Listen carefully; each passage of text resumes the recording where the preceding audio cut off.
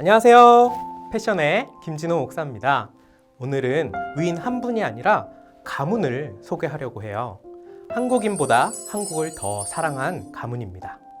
유진벨 가문의 삶을 보면서 어떻게 외국인이 이런 어려움 속에서 한국을 사랑할 수 있었을까 생각해 보면 좋을 것 같습니다.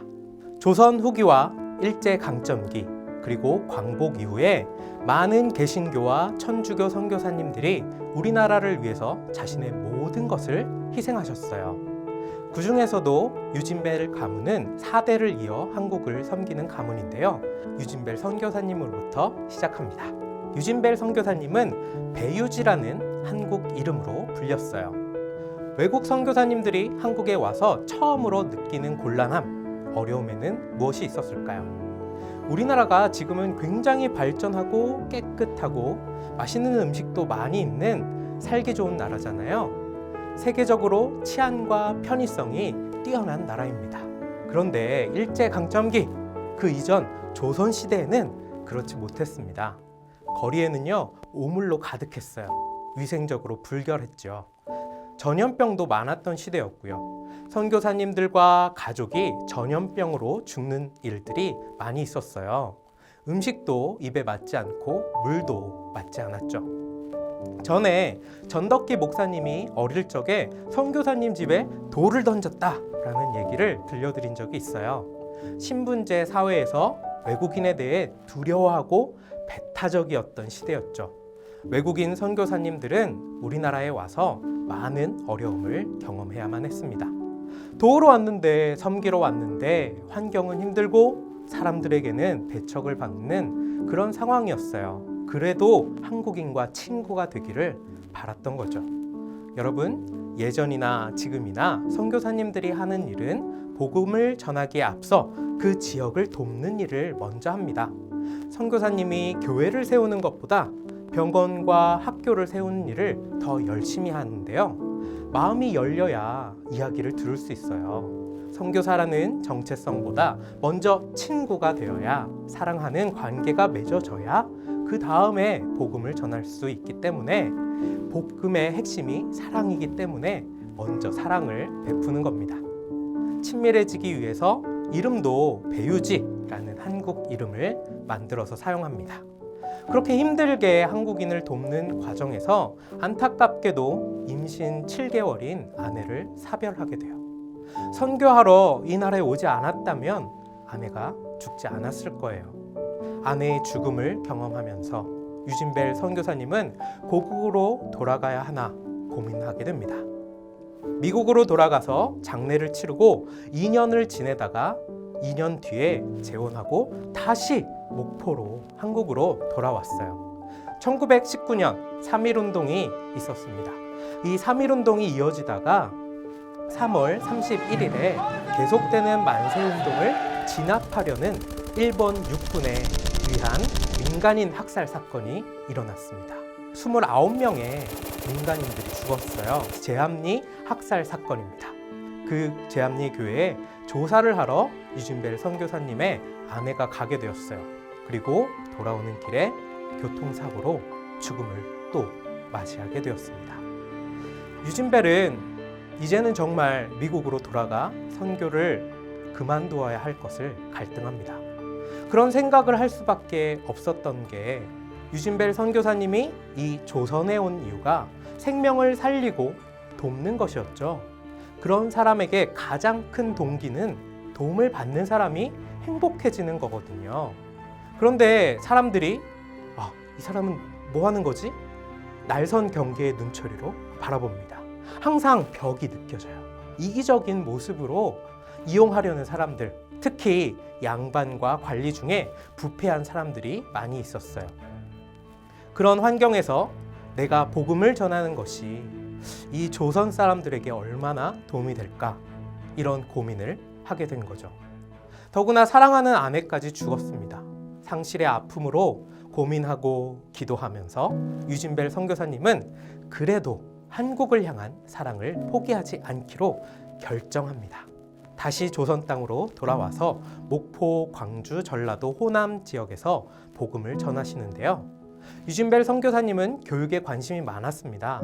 영흥 소학교, 수피아 여학교, 숭일학교를 설립하셨는데요. 일제 강점기에 신사참배를 거부하다가 폐교된 교회와 학교가 많았습니다. 유진벨 선교사님이 세운 학교의 학생들, 교회의 교인들은 신사참배를 거부하고 독립운동에 참여합니다. 두 번의 사별에도 조선 사랑을 포기하지 않았던 유진벨 선교사님의 그 사랑의 정신이 이어진 거죠. 그러나 안타깝게도 유진벨 선교사님은 일제에 의해 강제 추방, 출국 조치를 당하게 됩니다. 유진벨 선교사님이 미국에 있는 가족에게 많은 편지를 남기셨는데요. 편지를 통해서 처음 한국에 도착했을 때 낯선 문화에 대한 거부감과 부정적인 감정들이 점점 사랑으로 변하는 모습을 볼 수 있어요. 그 편지의 일부를 읽어드리도록 하겠습니다. 어머니, 밥은 맛이 없어요. 그러나 한국 음식을 먹기로 했어요. 친구가 되려면 그러지 않을 수 없어요. 청일 전쟁 후 콜레라로 죽는 사람이 하루에 50명에서 100명이 넘어요. 그래서 그들을 돕고 있어요. 이곳 사람들은 많은 하인을 거느리고 양반이라고 하는 사람들은 백성을 쥐어짜고 있어요. 복음에 대해선 어떤 것도 들으려 하지 않아요. 이 백성은 복음 이외에 결코 희망이 없어요. 네, 편지를 통해서 유진벨 선교사님의 갈등이 느껴지셨나요? 그럼에도 불구하고 선교하고 사랑하고 우리를 도왔다는 것을 기억하면 좋겠어요. 네, 2대째를 소개해 드릴게요. 윌리엄 린튼이라는 분입니다. 한국 이름은 인돈이라는 분이에요. 유진벨의 딸 샬럿과 결혼을 한 윌리엄 린튼은 21살의 나이에 한국으로 오게 됩니다. 48년간 이 나라에서 선교했는데요. 장인어른 유진벨이 했던 것처럼 대한민국 교육에 힘쓰게 됩니다. 또 3.1운동을 미국 남부 지역에 알려서 국제적인 반향을 일으키는 역할을 했던 분입니다. 인돈 역시 전주 신흥학교 교장으로 있을 때 신사참배를 반대하다가 미국에 추방당하게 되었습니다. 광복 후에 한국에 다시 돌아와서 대학교를 세웠는데요. 여러분들도 아실 겁니다. 한남대학교를 설립한 분이 바로 윌리엄 린튼입니다. 인돈이 신사참배로 한국에서 추방을 당하고 미국에 있을 때 기업을 설립했는데요. 글로벌 생명공학 기업인 프로메가라는 기업입니다. 2005년부터 매년 25,000달러씩 우리나라를 위해 지원하고 있는 기업인데요. 지금까지도 한국과 북한을 지원하고 있습니다. 3대째를 살펴보면 휴 린튼이라는 선교사님이에요. 한국 이름 인휴 선교사입니다. 이분의 별명이 있어요. 순천의 검정 고무신. 3대째부터는 아예 한국 땅에서 태어나게 됩니다. 휴 린튼은 군산에서 태어났는데요. 그리고 6.25 전쟁에서 미군 해군 장교로 인천 상륙 작전에 참전하게 됩니다. 원래 군인이었는가? 그렇지는 않습니다. 한국인들도 6.25 전쟁 때문에 피난을 가고 도망치던 그 시기에 한국인들을 구하기 위해 미군 해군의 장교로 자원 입대를 선택한 분이에요. 전쟁이 끝나고 우리나라의 모든 인프라가 다 무너지게 됩니다. 이분은 가난한 사람들을 보며 안타까워하셨어요. 저들을 위해서는 영혼의 양식뿐만 아니라 육신의 양식도 필요합니다. 라고 말씀하셨는데요. 한국인들에게 먹을 것을 마련해 주기 위해서 바다를 땅으로 메우는 간척 사업을 하셨는데요. 그리고 간척 사업으로 생긴 땅을 땅 없는 사람들에게 무료로 나눠주었어요. 자, 제가 휴 린튼 선교사님의 별명을 말씀드렸죠. 순천의 검정 고무신. 휴 린튼 선교사님은 늘 고무신을 신고 다녔어요. 그런데 구멍이 뚫릴 때까지 다 해져서 바닥이 보이는 구멍난 고무신을 신고 다녔다고 합니다. 구멍이 뚫릴 때까지 고무신을 신고 다닐 만큼 검소하게 사셨던 거죠. 아내인 루이스는 순천에 결핵진료소와 요양원을 세운 분인데요. 한국에서 40년간 선교하시며 결핵 퇴치에 전력을 다했던 분입니다. 왜 이분이 결핵 퇴치에 전력을 다했을까요? 이유가 중요해요. 휴린튼과 루이스 사이에 아들들이 있었어요. 아들들이 다 결핵에 걸립니다. 죽을 뻔한 위기를 넘겨요. 더 이상 죽어가는 아이들이 생기지 않기를 바라는 소망으로 최선을 다해 결핵 퇴치에 평생을 헌신하게 됩니다. 루이스 선교사님이 이렇게 말씀하셨는데요. 그 당시 우리는 진료소 벽에 요한복음 3장 16절을 써서 걸어놨어요. 우리의 특권은 가장 큰 의사가 예수님이시라는 것을 사람들에게 말할 수 있었던 거예요.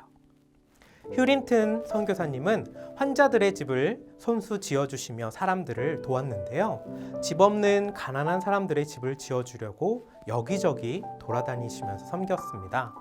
1984년 안타깝게도 개척교회를 세울 자재를 운반하시다가 교통사고로 돌아가시게 됩니다. 아내 루이스 선교사님이 그 상황을 회상하시며 이렇게 말씀하셨어요. 며칠 전 남편이 자동차 사고로 죽기 전에 대화를 나눴어요.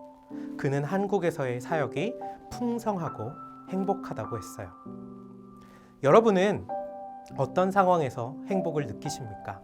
대학에 가고 직업을 얻고 많은 연봉을 받게 되고 우리의 소유가 많아지고 지위가 높아질 때 행복을 느끼시나요? 네, 맞아요. 그것도 좋은 행복입니다. 그런데 유진 벨 선교사님으로부터 휴린튼 선교사님의 삶을 보면 그들은 이런 행복과 다른 행복을 추구했습니다. 한국은요, 이분들과 아무런 상관이 없는 나라죠. 나와 상관도 없는 사람들이 필요한 것을 채워주기 위해서 자신과 가족들이 희생을 하는데 그래도 행복하다라고 합니다. 많은 사람 한 명 한 명이 그들의 행복이 내 행복이 되면요, 그 사람은 더 풍성한 삶을 살 수 있게 되는 거예요. 행복한 이유가 많아지는 거죠. 행복이 넓어지고 지경이 넓어지는 겁니다. 그게 휴린튼 선교사님이 말한 풍성하다라는 의미였어요. 하나님이 세상을 이처럼 사랑하신 방법이기도 합니다. 하나님이 내 아들을 희생해서 죄인을 살린 사랑의 방법이죠. 다른 사람을 도우며 행복한 삶으로 여러분을 초대하고 싶습니다. 감사합니다.